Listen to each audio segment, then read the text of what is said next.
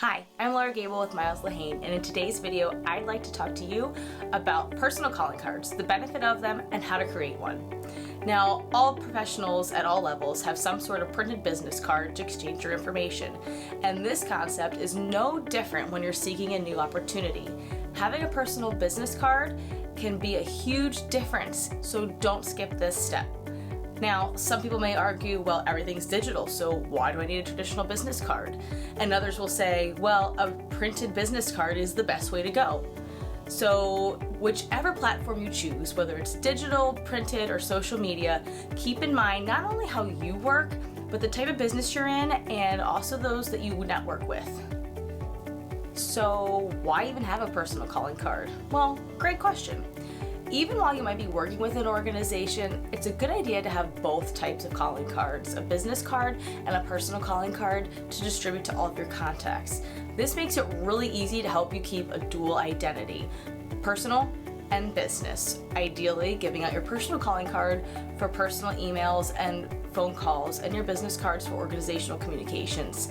It's not really the best idea to be conducting personal communications through your business email and phone number. Another benefit to having a personal calling card is that when you would potentially transition out of your current position, people can still get in touch with you. They have your personal information. This alone puts you weeks ahead in networking. So always keep that personal calling card with you, because when you're out job searching and networking, you never know who you're gonna meet. Okay, so now that we've talked about why you need a personal calling card, let's go over what needs to go into your calling card. First of all, don't get crazy creative with this. Keep it simple. Just having this card will be an impression. It's a good idea to go ahead and make sure that the design of this card is also in alignment with the design of your other search materials. Keep it simple. A white card with black text is just fine. There's no need for a raised border or a crazy logo of any sorts. One-sided or two? Doesn't matter. It's completely up to you and the scope of your networking strategy and your search parameters. Number 2, along with all of your other basic contact information, please do include your LinkedIn URL. However, I would limit access to other sites unless it's a professional web portfolio or website. Number 3, keep all other items to a minimum.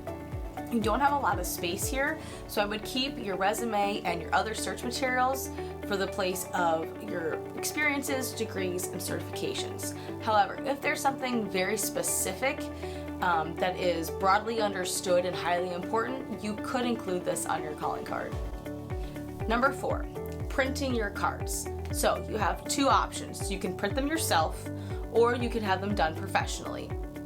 If you're going to print them yourself, I highly recommend having it printed on a laser printer with a thick business cardstock, so you get a good quality card.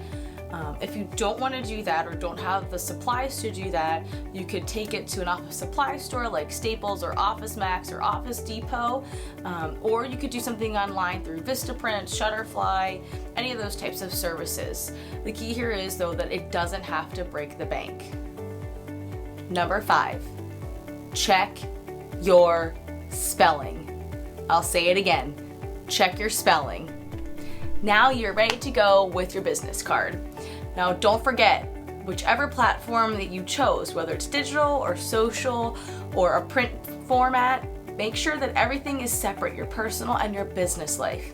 Keep it simple, clean, easy to read, and you'll be sure to make a great first impression.